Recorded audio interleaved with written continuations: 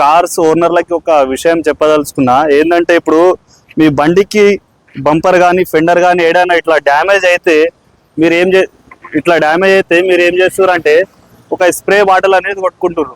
అంటే ఈ spray bottle కొట్టుకుంటారు ఇట్లా ఈ వైట్ కలర్ స్ప్రే బాటిల్ తీసుకొని కొట్టుకుంటారు. ఇట్లా ఈ స్ప్రే బాటిల్తో ఏంటంటే మీకు చాలా నష్టాలు ఉన్నాయి. ఏంటంటే ఈ కలర్ మ్యాచింగ్ ఉండదు.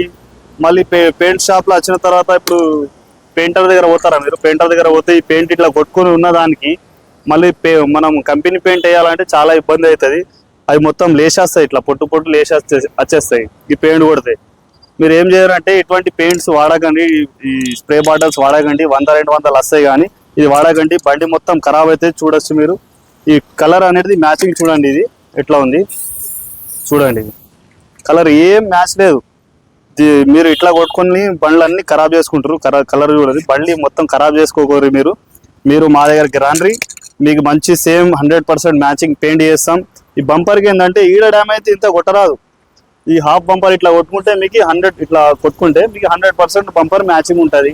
రెంటర్ దగ్గర ఓన్లీ మీరు బండి తీసుకుపోయి దానికి బంపర్ అనేది సెట్ చేపించిన తర్వాత లొప్పం పెట్టి అవంతా ప్రాసెస్ చేసిన తర్వాత మీకు పెయింట్ అంతే బరాబర్ వచ్చేస్తుంది. మీరు ఇట్లా పెట్టుకొని ఇట్లా వేసుకొని బండ్లు ఖరాబ్ చేసుకుంటారు. సరేనన్నా, మీరు చూడండి ఇటువంటి పనులు చేయకండి. పెయింటర్ దగ్గర వస్తే మీకు పెయింటర్ సేమ్ మ్యాచింగ్ చేసి పెయింట్ కొట్టి ఇచ్చేస్తారు.